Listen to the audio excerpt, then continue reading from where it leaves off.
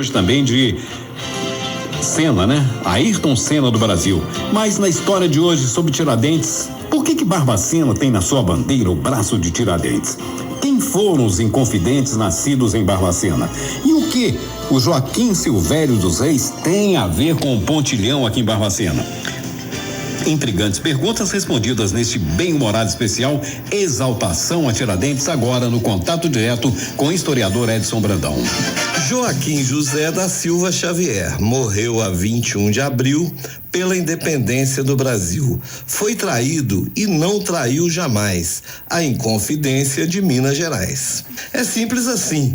Com essa letra de samba que soa quase como uma redação escolar, em 1949, os sambistas Mano Décio da Viola, Stanislau Silva e Penteado, compositores veteranos da escola de samba Império Serrano, fizeram letra e música do que seria o primeiro samba de enredo que viraria hit nacional.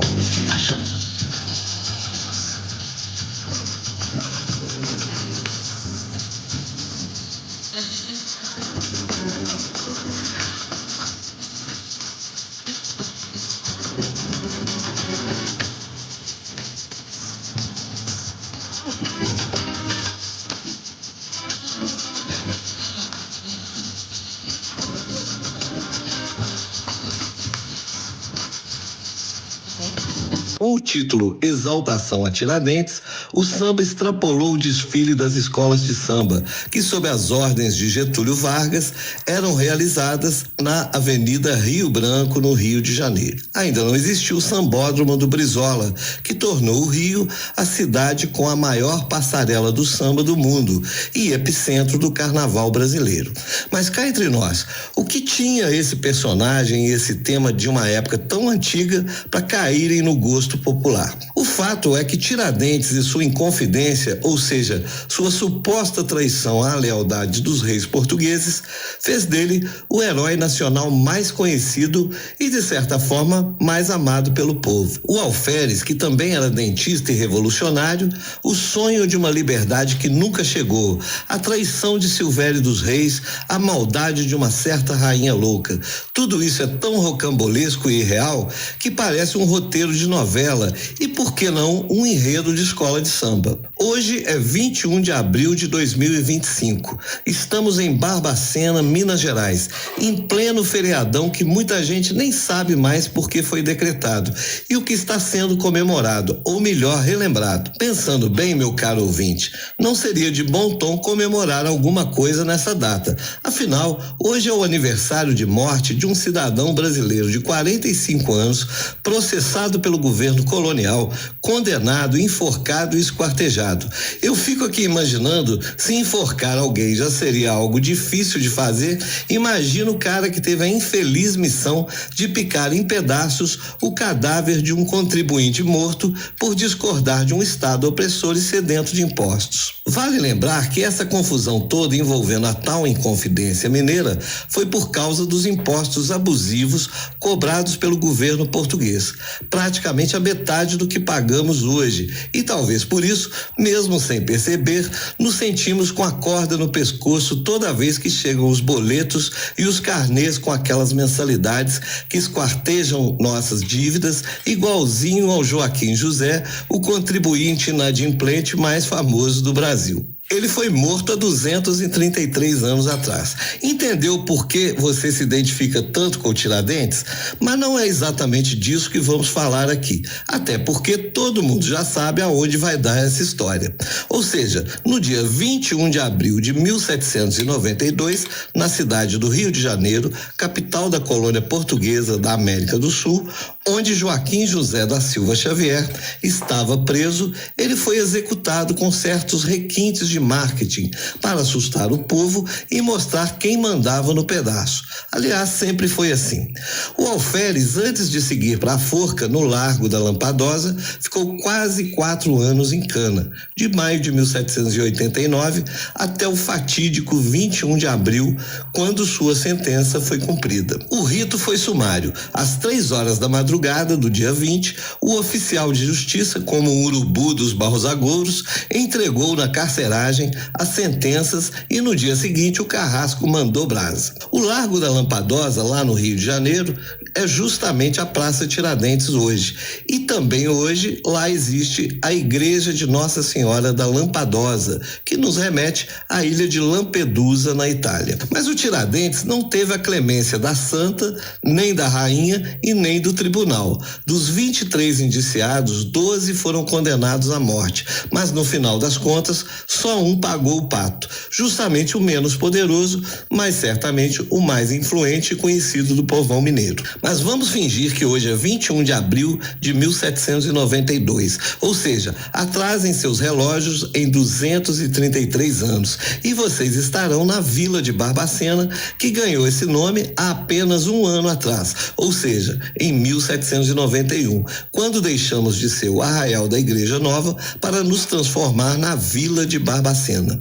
Nesse dia, o nosso homenageado de hoje estava preso ou sob ferros, para usar uma expressão da época. Como diria o filósofo francês Rousseau, inspirador dos inconfidentes mineiros mais letrados, o homem nasceu livre, mas em toda parte se encontra sob ferros. O que significa que a liberdade humana é limitada ou restrita em diversas situações.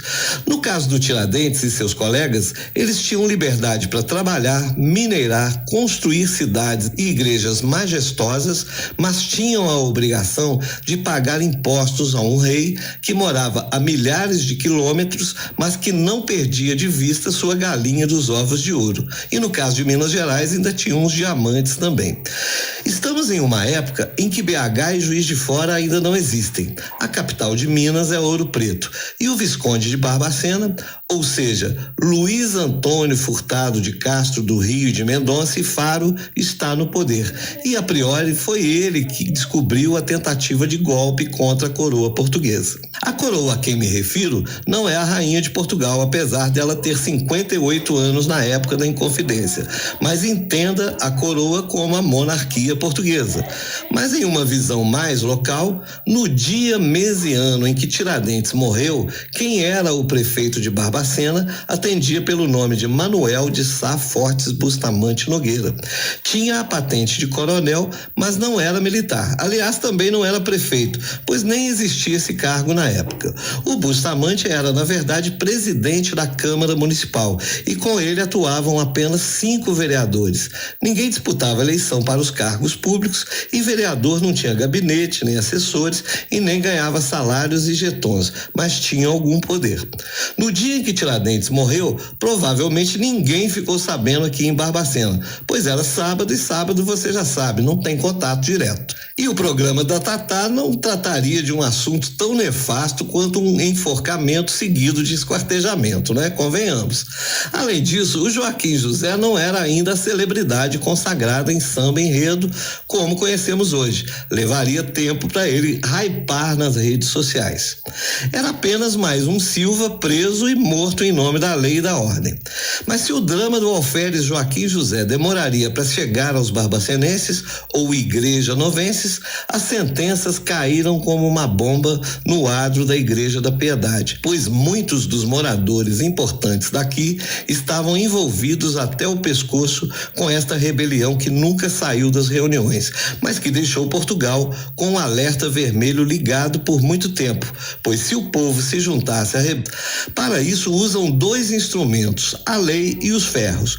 Como já dissemos, e foi nos ferros que vários homens importantes de Barbacena se ferraram literalmente, depois do dia 20 de abril, com as condenações, mas antes disso, com as prisões, deportações e o mais sério de tudo, as expoliações, ou seja, o governo tomou suas propriedades como forma de pagamento pelo transtorno de duvidarem da autoridade majestática do rei português.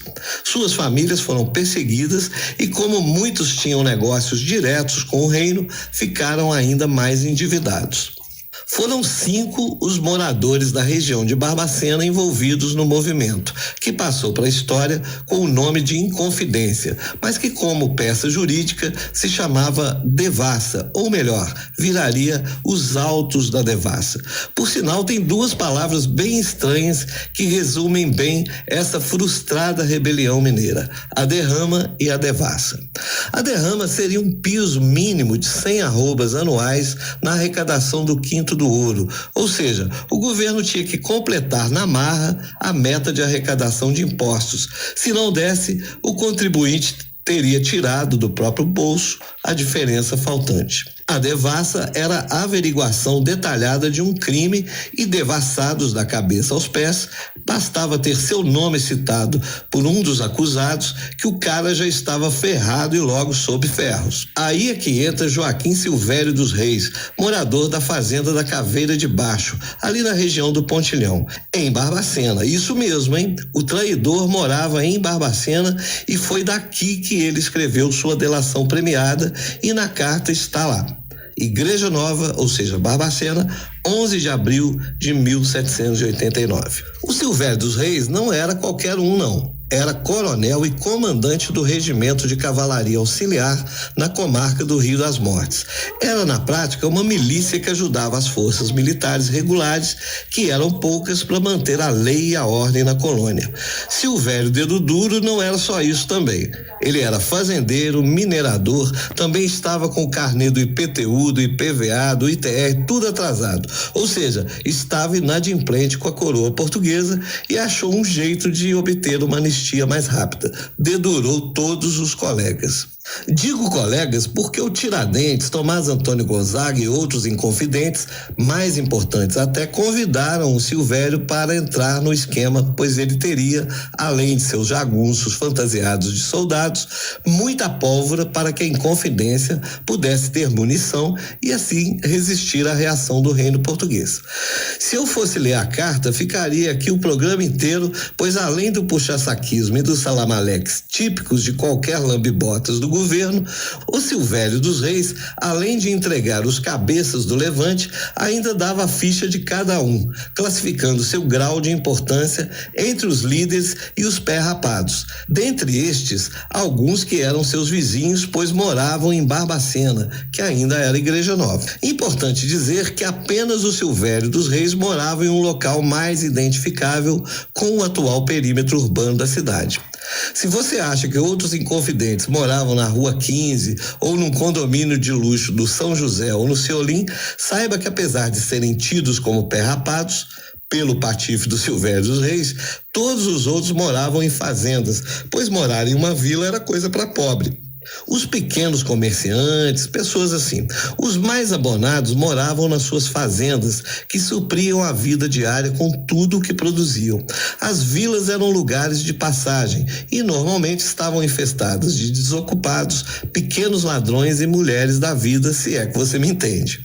E se você está curioso para saber quem dos nossos barbacenenses o Silvério dos Reis entregou na sua alcagoetagem real, por questão de tempo e também para não abusar da sua paciência, vou citar apenas 2, pois eles representam bem quem eram esses pé-rapados a quem o Silvério dos Reis se referia. O primeiro era um padre, o padre Manuel Rodrigues da Costa, um cara que poderia ser considerado um dos barbacenenses mais interessantes da história, pois além de ser um sujeito muito ativo na política da sua época, viveu quase 90 anos e por isso conheceu do Tiradentes ao Dom Pedro II, do Brasil colônia ao Império no Segundo Reinado.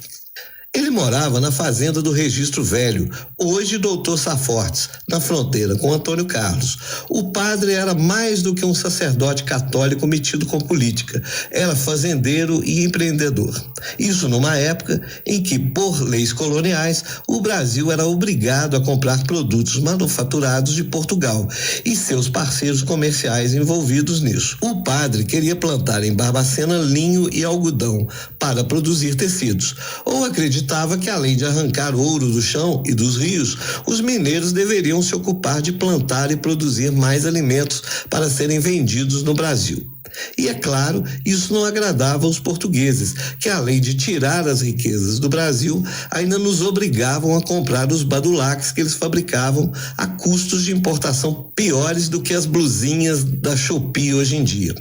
Por isso, o padre entrou na devassa, foi em cana, passou por muitos interrogatórios e foi mandado para Portugal e ficou preso em um convento. Teve pena leve porque era padre e o rei de Portugal não queria confusão nem com Deus Pai e nem com o Papa. O outro pé rapado era o fazendeiro José Aires Gomes, dono da fazenda da Borda do Campo, que até hoje existe e está preservada, do jeitinho que era quando Tiradentes, Silvério dos Reis e outros passavam por lá, seja para descansar, prosear, falar sobre política nacional ou sobre o campeonato mineiro. O José Aires Gomes era o maior proprietário de terras de Minas Gerais. Tinha um grupo enorme de escravizados e agregados sob o seu comando. E apesar de não ter lavras de ouro, poderia ser considerado um dos magnatas de Minas Gerais. Não era lá muito culto e sabedor dos ideais da Revolução Francesa, o maior terror dos reis absolutistas como os de Portugal. Mas se entrasse para valer na Inconfidência, daria trabalho para o Visconde de Barbacena. Assim como os demais, devia ao fisco, em parte por impostos atrasados e certamente porque sonegava o que podia, pois Portugal só tirava e nada entregava aos brasileiros que tinham que produzir o suficiente para eles e ainda para a chamada metrópole. José Aires Gomes lia e escrevia com dificuldade. As assinaturas dele nos documentos da devassa entregam sua pouca intimidade com a pena e o papel, mas em matéria de dinheiro e poder, ele era um potencial líder caso a coisa fosse para frente. Sua posição social já seria suficiente para colocá-lo a ferros mediante o processo, o que de fato aconteceria, mas curiosamente foi um papelzinho dobrado achado em uma das gavetas de sua casa grande lá na Borda do Campo que o ferrou de vez. Era uma trovinha escrita contra os portugueses, o que naquela época de polarização entre reinóis e brasileiros já entregava de qual lado o Aires estava. Na trovinha, que não lerei aqui também por ter um monte de palavrões, os portugueses são chamados de ladrões, piratas, patifes, cachorros, piolhentos, cebosos e cusbriados, que não sei o que significa, mas que obviamente não é um dos melhores adjetivos dirigidos a um inimigo. Assim como uma prova documental e a delação do Silvério dos Reis, o fazendeiro barbacenense, apesar de sua riqueza e recursos para pagar bons advogados, não teve a mesma sorte do Joesley Batista e foi processado, preso, expropriado e expulso do Brasil. Nunca mais viu sua família e suas terras e morreu na África, na fortaleza de Inhambane, Moçambique, isolado e olhando para o Oceano Índico, a milhares e milhares de quilômetros da Borda do Campo. Sua família demoraria anos para comprar de volta da coroa portuguesa as terras que a coroa tomou do Aires Gomes. Isso graças à esposa dele, que na falta do marido mandou às favas o patriarcado e tomou as rédeas da família, enfrentando a coroa portuguesa para reaver o que era seu de direito. Sobre a condenação do José Aires Gomes, os brasileiros diriam: era apenas um papelzinho com algumas bobagens escritas contra os portugueses. Apenas foi desproporcional por isso. Mas os juízes portugueses responderiam: não era só um papelzinho, era o que significava o texto. Ou seja, os brasileiros não aguentavam mais trabalhar para sustentar um rei pateta e sua mãe maluca, cercados de uma corte de gente inútil e boa para gastar dinheiro público à toa.